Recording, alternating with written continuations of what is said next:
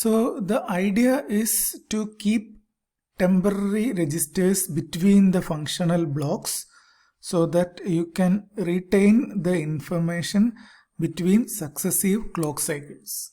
Okay, so let us see how this can be done. Now you can identify some stages here. So this is one stage, this is another stage, execute, memory access. So we are going to insert additional registers to pass the information from one clock cycle to the other. So this is how it looks like. So after instruction fetch, we have kept one temporary register here, here, here. So how many stages are there? 1, 2, 3, 4 and 5. So instruction fetch, PC updation happens here. Operand fetch, execute, memory access and write back. Now let us view this in the context of multi-cycle implementation. Each stage is requiring one clock cycle. So this will happen in one clock cycle. This action will happen in the next clock cycle. This next and this. So 1, 2, 3, 4, 5 clock cycles will be required when you get the functions from all the functional units. Let us see what happens in the first clock cycle. First clock cycle, instruction memory is read and the value is obtained, PC is updated. So that value you are getting from instruction memory is stored in this register for use in the next clock cycle. So in the next clock cycle, operand fetch is done based on the instruction you got. Then you feed that fetched operands. It will be register file contents. It will be read and given to this register, this temporary register. So in the third clock cycle, the execution unit will take the value from this register and execute and give it to the next temporary register. The fourth clock cycle, you are getting the value from this register, accessing the memory, and whatever value you obtained from memory is stored in this register, this temporary register. From here, it is going to register file. So all these red vertical lines that you see are temporary registers kept in between functional units so that the operation from the results of operation that happens in one clock cycle is made available to the next clock cycle.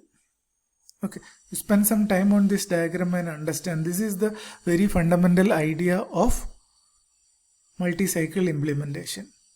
Okay. So same diagram with some more details I have shown here. So after instruction fetch, we keep a temporary register. Its name is instruction register. And after reading register file, we require two temporary registers A and B, which will be holding the value obtained from the register file. Then after ALU, you have one result register, and then after memory also you have one memory data register. So S contains ALU output. So this is how an outline of multi-cycle data path will look like. So multi-cycle came to address these goals. First goal is keep the clock cycle time shorter and use less hardware. That means wherever possible you share the same hardware in separate clock cycle rather than replicating the hardware. The focus is on sharing the hardware in different clock cycle. Okay, so remove redundancy. We are removing adders in the single cycle implementation. We had two adders, one for PC and other for branch target. So we are going to operate with one adder. Then instead of two memory, see, one memory itself is very complicated to manage. Now single cycle implementation was taking care of two memories. So we are going to remove that memory. We will use only one memory which contains both data and instructions.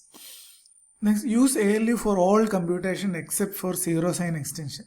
That means for all computation like addition, etc., you don't use separate adders. use the ALU. We know that ALU can do the addition. Then why, you may be wondering why we are using separate adder when ALU still can add. Okay, so that question will be answered now. So how many cycles we need to execute? We add or etc. So let us look at the operation of each instruction. R type. In R type, first we get the instruction to instruction memory, then read the RS and RT, then S is equal to A operate B plus is an example operation, then register. So in the last clock cycle we are updating PC to PC plus 4. This is a proposed implementation, so we will discuss on this. Now for logic, immediate logic, this is the step. So you spend some time and understand this table properly. We are dividing the execution of each type of instructions into separate clock cycles. Earlier everything was done in a one single big clock cycle. Now we are dividing it into shorter independent clock cycles. So spend some time here and we will explain that later. You can pause the video here and look at every table entry and convince yourself why it is so. Okay, here one thing that you have observed is PC is updated in the last clock cycle. This has to be moved to the first clock cycle itself. That is how we usually implement, because we have to be ready for the next instruction. This has to be done. Okay, so this will be done with the help of ALU in this case. Okay, now you have PC updation is coming here. PC equal to PC plus 4. So this PC plus 4 can be removed when you put this over here. Okay, so that kind of smaller adjustments will be required. Now this changes PC plus 4 sign extension and so on. So this is a summary of instructions, what is happening in every clock cycle. Okay, so for action completed for each instruction here, and the execution unit that is active.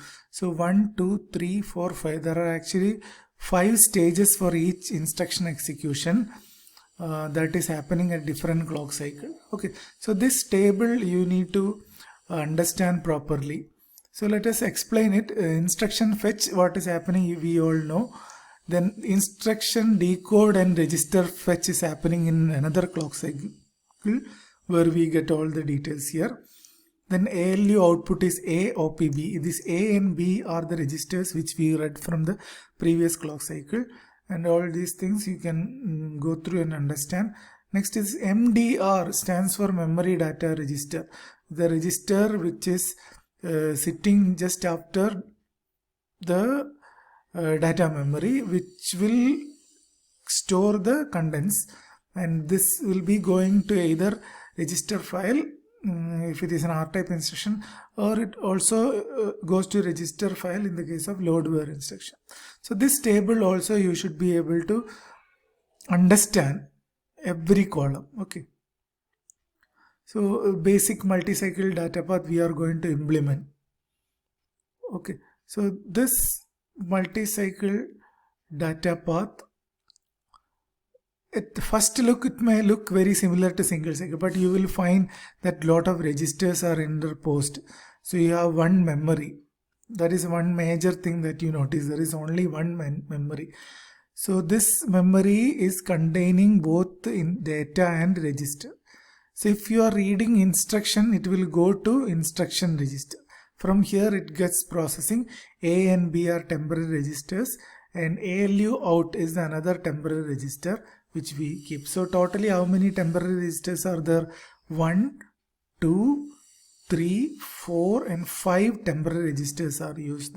So you look at this diagram, and with this we will stop this video here. More details will be discussed in the next class. If you have any doubts, you can ask immediately after this video is over. Okay, thank you.